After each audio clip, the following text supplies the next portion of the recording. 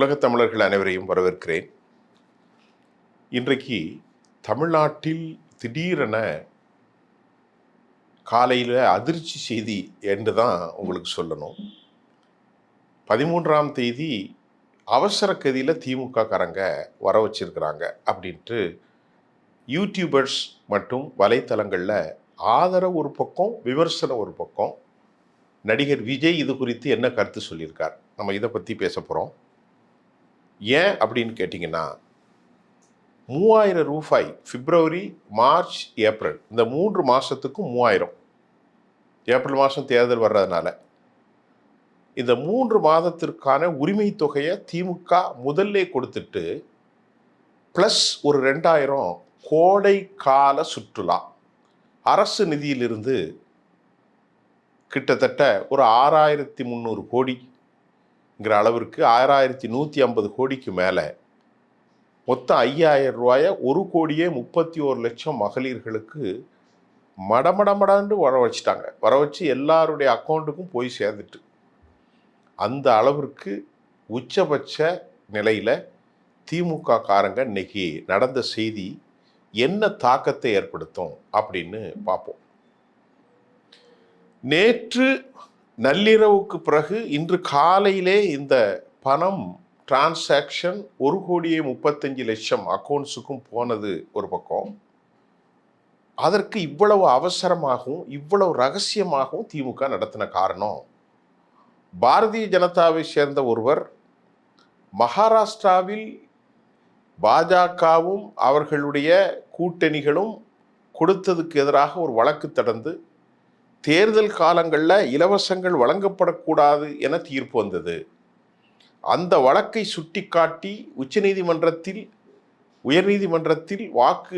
வழக்கை தொடர்வதற்கு அவர் முயற்சி செய்து கொண்டிருக்கிற தகவல் கிடைத்தவுடன் திமுக தேர்தல் தேதி அறிவிக்கப்படுவதற்கு முன்பே உடனடியாக அவர்கள் இந்த ரூபாயை 5000 வரவைத்து விட்டதாக, உடனடியாக வழங்கியிருப்பதாக செவ்விகள் நமக்கு தெரிவிக்கிறது. ஆனால் உச்சநீதிமன்றமோ உயர்நீதிமன்றமோ வேறு எந்த கோர்ட்டோ அதை தடை செய்வதற்கு முன்பு இது தேர்தல் காலங்கள் அல்ல என்பதையும் அவர்கள் கவனிக்க வேண்டும். தேர்தலுடைய அறிவிப்பு நடைமுறை வந்த பிறகுதான் கொடுக்கக்கூடாதே தவிர, இன்றைக்கு பிப்ரவரி 13ஆம் தேதி தேர்தலுக்கான எந்த ஒரு முகாந்திரமும் எந்த ஒரு அறிவிப்பும் செய்யப்படவில்லை. பிப்ரவரி, மார்ச், ஏப்ரல், ஏப்ரலில் எலெக்ஷன் நடக்கலாம். இந்த மாத கடைசியில் அறிவிப்பு வரலாம். ஆனாலும் ரொம்ப கவனமாக பரிசீலித்து திமுக 1996ஆம் ஆண்டு நடந்ததை 2006ஆம் ஆண்டு நடந்ததை போல் ரொம்ப கவனமாக இதை அவர்கள் கொடுத்திருக்கிறார்கள். எப்படின்னா, 2006 கருணாநிதி ஒரு தேர்தல் அறிக்கையை வெளியிட்டு இந்த டெலிவிஷன்லாம் கொடுத்தார். அது திமுகவுக்கு வெற்றி கொடுத்ததை போன்று இன்றைக்கு திமுக 5000 ரூபாயை 3000 உரிமை தொகை கோடைகால சுற்றுலா ஆக அரசு கஜானால இருந்து 6150 ரூபாயை வழங்கினதில் நாம் இன்றைக்கு தமிழ்நாடு முழுவதும் கேள்விப்பட்டோம். நம்ம ஒரு பத்திரிகையாளனா, சமநிலையான சில பத்திரிகையாளர்கள் எல்லார்ட்டையும் விசாரிச்சா அவங்க திமுகவுக்கு எதிர்ப்பாக இருந்தாலும் இந்த 5000 ரூபாய் ஒரு பெரும் அளவில் மகளிர் வாக்குகளை திமுகவுக்கு சாத்தியப்படுத்தும் என்று சொல்கிறார்கள். பொதுவாக அது சாத்தியப்படுத்துவது இல்லை என்பதை தாண்டி பொதுவாக ஒரு விதமான இம்பேக்டை மனதளவில் ஏற்படுத்தி இருக்கிறது என்பதும் உண்மைதான். நாம் அப்படித்தான் பார்க்க வேண்டும். திமுக அரசின் மீது ஊழல் குற்றச்சாட்டுகள், திமுக அரசு பாலியல் குற்றச்சாட்டுகள், சட்ட ஒழுங்கு பிரச்சனைகள், லோக்கல் இஷ்யூகள், 13 அமைச்சர்களின் மீது நிறைய குற்றச்சாட்டுகள், இது மாதிரி நிறைய விஷயம் இருக்குது. ஆட்சியில் ஒரு முறைப்படுத்தப்படாத விஷயங்களை எதிர்க்கட்சிகள் அடுக்கி வைத்து கொண்டிருக்கிறார்கள். அதே போன்று திமுக நான் முதல்வன் திட்டம், மகளிர் உரிமை தொகை, பஸ்ஸுக்கு இலவச மகளிர் பேருந்து, அப்புறமா இன்னமும் பல விஷயங்கள்லாம் செய்கிறான். நாங்கள் இந்த மகளிர் உதவிக்குழு, இப்படி பெண்களை டார்கெட் வச்சு தான் திமுக செஞ்சது. கடைசியாக திருவிழா காலத்தை போன்று 3000 ரூபாயை பிப்ரவரி, மார்ச், ஏப்ரல் 3 மாதத்துக்கும் ப்ளஸ் இன்சென்டிவ் கோடைக்கால சுற்றுலா. இப்போ நிறைய பேர் கேட்குறாங்க, ஏம்மா 2026 தான் கோடைக்காலம் வந்ததா? 2026 தான் சுற்றுலா கொடுக்கணுங்கிறது திமுகவுக்கு மனசு வருதா? ஏன் 25ல் வரல, ஏன் 24 வரல, ஏன் 23ல் வரல, ஏன் 22ல் வரலன்னு கேட்குறாங்க. இது இதற்கு பதில் என்னன்னா, இது வெளிப்புறமாக எல்லோருக்கும் தெரிந்த ரகசியத்திற்கு பதில் உலகத்தில் எங்கேயும் கிடையாது. புரிந்து கொள்ளவர்கள் புரிந்து கொள்ளக்கூடிய முறையில் புரிந்து கொண்டார்கள். இப்போ திமுக காரங்கள்ட்ட நாம இங்கேருந்து கேட்டால் அவங்க சொல்கிறாங்க, பீகாரில் 10,000 ரூபா 75 லட்சம் பேருக்கு நீங்கள் கொடுத்தீங்களே, அதை எந்த அடிப்படையில் கொடுத்தீங்க? அது ஒரு பெரிய இம்பேக்ட் ஏற்படுத்திச்சே எலெக்ஷனில். பீகாரில் 10,000 ரூபா மகளிருக்காக தொழில் அப்படின்னு கொடுத்து தமிழ்நாட்டுடைய திராவிட மாடலை புகழாரம் சூட்டி அல்லாமல் கொடுத்த பாஜக பேசுவதற்கு எங்களுக்கு உரிமை கிடையாது அப்படின்னு திமுக காரங்க சொல்கிறாங்க. வலதுசாரிகளுக்கு ஒரு கொதிநிலைக்கு சென்றிருக்கிறார்கள். மகாராஷ்டிர மாநிலத்திலும் பாஜக கொடுத்தது, பீகாரிலும் பாஜக அரசு நிதிஷ் அரசோடு சேர்ந்துதான் மத்திய மாநில அரசுகள் அரசு பணத்தைத்தான் மகளிருக்காக 10,000 ரூபாயை 75 லட்சம் அந்த அளவிற்காக வரவு வைக்கப்பட்டது. அதுவும் ஒரு பெரிய தேர்தலில் இம்பேக்ட் ஆரம்பிச்சு. அந்த இம்பேக்ட் உண்மையிலேயே திமுகவுக்கு ஏற்படுத்தும் என்பதை மிக மிக மிக மிக ரகசிய திட்டத்தில் 6,150 கோடி ரூபாயை ஒரே நாளில் 1,31,00,000 பேருக்கு திமுக வரவைத்தது திமுகவினுடைய தேர்தல் பயணத்தில் ஒரு பெரும் மைல்கல் என்பதை மக்கள் கூறுகிறார்கள். தேர்தலில் திமுகவுக்கு எதிரானவர்களுடைய ஒரு செய்தியாகவும் இருக்கிறது. நாமும் அதை அப்படித்தான் பார்க்க போகிறோம். ஆனால் இது முழும அரசு பணத்தை திட்டமிட்டு தேர்தலுக்கு பயன்படுத்தி இருக்கிறார்களா என்றால் 100% என்ன 1000% அது உண்மைதான். அப்போ அதை கேட்பதற்கு யார் கேட்க முடியும்? வலதுசாரிகள் பாஜக கேட்க முடியாது. நீ யோக்கியமா? நீ கொடுக்கலையா? பீகாரில் நீ கொடுக்கலையா? மகாராஷ்டிராவில் கொடுத்து கோர்ட்டில் கேஸ் போட்டு நடந்திருக்க அப்படின்னு கேட்டால் பாஜக காரங்களோ பேனலிஸ்டோ ஸ்போக்ஸ் பர்சனோ பேச முடியாது. இதுக்கு இடையில நம்ம விஜய் அவர் பேசியிருக்கிறார். அவர் பேசுனதுல தலையும் இல்லை காலும் இல்லை.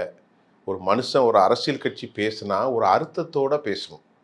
விசில் ஊதுவாங்க, அது ஊதுவாங்க. இது என்ன பேச்சு? தெளிவாக பேசணும். பேச்சில் நடிப்பு இருக்கக்கூடாது, டான்ஸ் இருக்கக்கூடாது. அதெல்லாம் சினிமாவோடு முடிச்சிடணும். அவர் என்ன சொல்கிறாருன்னா, இந்த ரூபாயை வாங்கி கொண்டு எங்கள் சகோதரிகள் விசில் ஊதுவாங்க. இது என்ன பேச்சு? இப்படி பேசக்கூடாது. நீங்கள் ஆரோக்கியமாக விமர்சனம் பண்ணுங்கள். அப்போ தான் மக்களுக்கு போய் புரியும். நான் ஆட்சிக்கு வந்தால் மிக சிறப்பாக செய்வேன். இதெல்லாம் நல்ல விஷயம். திமுக உங்களை ஏமாற்றுவதற்கு, மடைமாற்றம் செய்வதற்கு கடைசி காலத்தில் அரச பணத்தை அவர்கள் வெற்றிக்காக கொடுக்கிறார்கள். இது நல்ல விஷயம். இந்த விசில் ஊதுவேன், அது ஊதுவேன் அப்படின்லாம் பேசுகிறது ஒரு தலைவனுக்கான அடையாளம் அல்ல. அது சரியான பேச்சல்ல. இப்போ இன்றைக்கு அவர் பேசுகிற போது மக்கள்கிட்ட சேலத்தில் நான் என்ன தவறு செய்தேன் அவர் கேட்குறார். என்னை ஏன் வருவதற்கு இவ்வளவு தடை என்று கேட்பது ஒரு நியாயமில்லாத பேச்சாத்தான் நமக்கு படுது. ஏன்னா நான் என்ன செய்தேன்? 41 பேர் படுகொலையானார்கள். இன்று கூட ஒரு வடமாநிலத்தின் இளைஞர் வெயிலினுடைய தாக்கமோ ஏதோ மயங்கி விழுந்து பலியாகி இருக்கிறார். அதே போன்று விக்கிரவாண்டி, இப்படி மதுரை, இப்படி எல்லா இடங்களிலும் நீங்கள் கால் வைத்தாலே பலி நடக்கும் என்கின்ற ஒரு சூழ்நிலை. இது அவலட்சணமான ஒரு தலைவனுக்கு ஏற்படுகிற விவகாரம் அல்ல. நடிகை விஜய் அவர்கள் ஒரு மித்தில் இப்போ பயணிச்சுக்கிட்டு இருக்கார். ஒரு இல்யூஷன் டு பி கிரியேட்டட். அவர் 15 பெறுவார், 13 பெறுவார், 23 பெறுவார், 33 பெறுவார் அப்படின்னு சொல்லப்படுது. அவர் பெறலாம், பெற முடியாது என்று நமக்கு சொல்ல முடியாது. இந்தியா டுடே 15% கணக்கு போட்டிருக்காங்க. ஆனாலும் ஒரு விவகாரத்தை நான் சொல்லுகிறேன். திமுக தற்போது கொடுத்திருக்கிற உரிமை தொகை 3000, கோடைக்கால இன்சென்டிவ் மக்கள், பொதுமக்கள், பெண்களுக்கான தொகையை கொடுத்த திமுக சொல்கிறது, இது வயதானவர்களுக்கு மருத்துவ செலவுகள், பிள்ளைகளுக்கான கல்வி செலவு, குடும்பத்திற்கான அவசர செலவுக்கு கண்ணியத்தோடு திராவிட மாடல் அரசு 2000 ரூபாயை 3000 ரூபாயை கொடுத்திருக்கிறது. கண்ணியத்தோடு திராவிட மாடல் அரசு வந்தால் திராவிட மாடல் அரசு 2.0 பதவியேற்றால் நாங்கள் இப்பொழுது வழங்குகிற 12,500 கோடியை இனி ஆண்டிற்கு 24,000 கோடியாக ஆக்கி 5 மாசத்திற்கு, அதாவது 10 1,20,000 கோடி ரூபாய் அரசு கஜானாவில் இருந்து மக்களுக்கு கொடுப்பதாக அறிவிப்பு செய்திருக்கிறார்கள். எவ்வளோ வரப்போகுது? அடுத்த திமுக 5 வருஷத்தில் நல்லா கணக்கு பண்ணி போடுங்க. இப்போ 12,500 ரூபா, 12,500 கோடி. இனி வந்தால் அது எவ்வளோ ஆகும்? 24,000 கோடி ஆச்சுன்னா 5 வருஷத்துக்கு எங்கேயோ போயிடும். அது லட்சம் கோடி மேலே தாங்கிரும். தமிழ்நாடு ஏற்கனவே பட்ஜெட்டில் நிலவரம் இப்படி இருக்குது. மறுபடியும் அது மக்களின் மீது வரிகளை போடுவார்கள். 2,000 ரூபாயை வாங்கி கொள்வார்கள், வாங்கித்தான் கொள்வார்கள். இருந்த போதிலும் நம்முடைய மக்களுக்கென ஒரு சில சிறப்பு குணாதிசயங்கள் உண்டு. ஊழலை பற்றி பேசுவார்கள், லஞ்சலாவணியத்தை பேசுவார்கள், பலாத்காரங்களை குறித்து பேசுவார்கள், சட்டம் ஒழுங்கை குறித்து பேசுவார்கள், விலைவாசி உயர்வை குறித்து பேசுவார்கள், அரச தலைமைகளின் மீது ஏற்படுகிற கனிம வள கொள்கையை பற்றி பேசுவார்கள், மந்திரிமார்கள் மீது இருக்கக்கூடிய ஊழலை பற்றி பேசுவார்கள். ஆனால் தேர்தல் வருகிற ஒரு 30 நாள் 40 நாளுக்குள் அதற்கு முன்பு அவர்கள் கையில் கிடைத்த அந்த பணம் மட்டுமே வாக்காக மாறும். இது இயற்கை மனிதர்களுக்கு கொடுத்த ஒரு சூழல். இதுதான் அரசியல்வாதிகளின் வரப்பிரசாதம். அதனால் என்னை பொறுத்தவரை இந்த அனலிட்டிக்ஸ் நியூஸில் டிஎம்கே கொடுத்த இந்த 5,000 ரூபாய் ஒரு பெரும் தாக்கத்தை ஏற்படுத்தும் என்பதை நாம் தமிழகம் முழுவதும் இன்றைக்கு காணொளி மூலமாகவும் நேரிலும் பேசியதில் தெரிந்திருக்கிறது. இது ஒரு பெரிய ஒரு மாடலாக அமைந்திருக்கிறது. மீண்டும் அடுத்த செய்தியினுடைய உங்களை நான் சந்திக்கின்றேன். நன்றி.